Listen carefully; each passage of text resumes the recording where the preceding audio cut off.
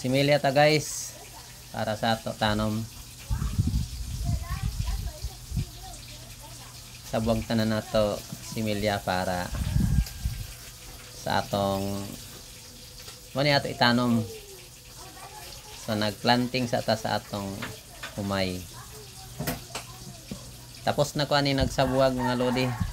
Ako na nang nigi butangan og pagutlan kay ang sa pikas sa ako na sister nakisingit ako sa iyang limpyo kay 20 kilos lang mga akong binhi na inbreed kay gamay ra ako sa basakan sa mga ni isingit ako sa iya limpyo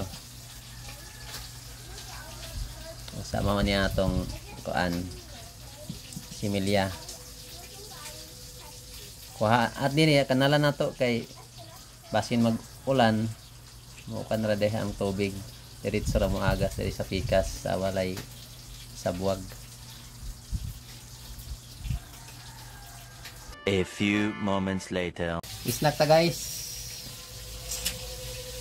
Isnak ta kay gikan ta nag sabwag na similya nato. Yawa may ato. Kapoy naman ato sa bikiri so kanilang lon rice ang atong snack para lang mawala ang kagutom.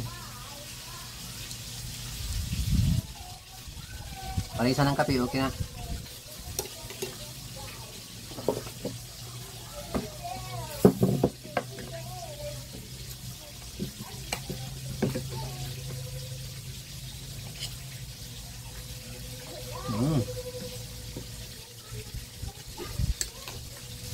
Salbo na ni masig walay kan masig okay na ni kapiray parir ani wa na.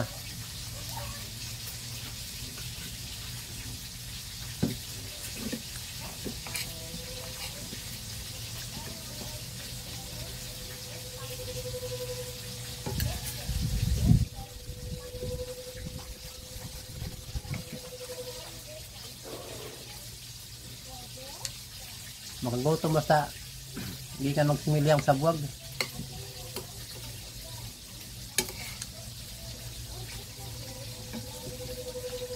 Palisan ng kape, okay na no.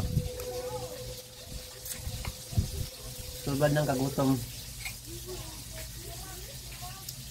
Nalit ang atong snack kay iuna nato atong pag similya. Kaya di naman init. So, moto na ako itawan. Namera ako similya mga guys. 20 kilos lang.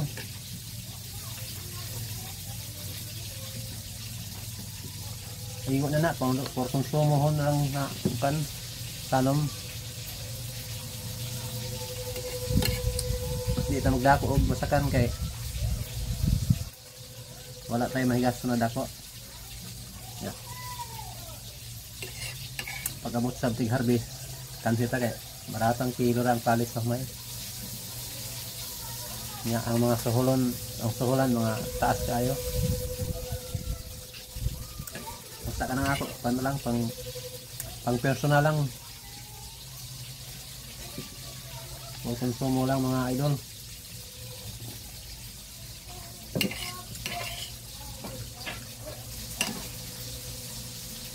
Sakto na to, sakto na to na snack.